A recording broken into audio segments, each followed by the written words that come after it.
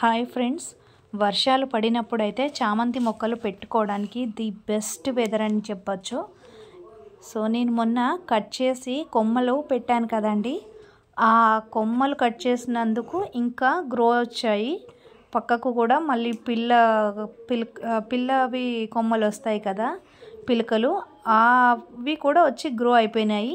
మళ్ళీ వాటిని కూడా నేను పైన కట్ చేసి మళ్ళీ కూడా వర్షం వచ్చేటప్పుడు మాత్రమే పెడతాను. ఎందుకు అంటే ఇప్పుడు మనం పెడితేనే మనకు వింటర్లో పూలు అనేవి రెడీగా ఉంటాయి అన్నమాట. ఇప్పుడు పెట్టలేదనుకోండి, ఇంకా మనకి వింటర్ సీజన్ వరకు మొగ్గలు అయితే రావు. ఇంకా మామూలుగా పెరిగి సీజన్ అయిపోయిన తర్వాత అలాగే ఉండిపోతాయి.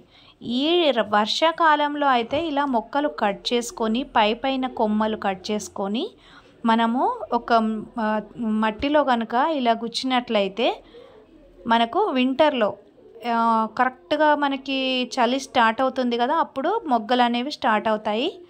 మొగ్గలు స్టార్ట్ అయ్యి మనకి చలికాలం అయ్యే లోపు పూలు అనేవి మనకు అందుతాయి అన్నమాట.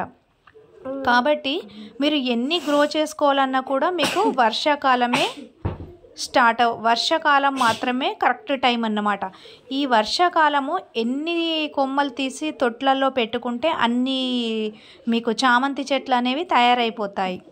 కాబట్టి మీకు ఛాన్స్ దొరికినప్పుడు ప్రతి కొమ్మను కట్ చేసి ఇలా ఒక్కొక్క కొమ్మని తీసుకెళ్ళి మీకు ఎక్కడెక్కడ ఖాళీ ప్లేస్ ఉంటుందో మీకు తొట్లలో, మీకు ఖాళీ ప్లేస్ ఉంటే అక్కడక్కడ ఇలా కుచ్చేసేయండి.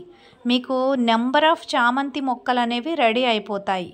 ఒకవేళ మీకు ఖాళీ పాట్స్ ఉంటే ఖాళీ పాట్లో కూడా పెట్టేసుకోవచ్చు. ఇంకా లేకపోతే మాత్రం ఇంకా ఖాళీగా ఉన్న తొట్లలో ఇలా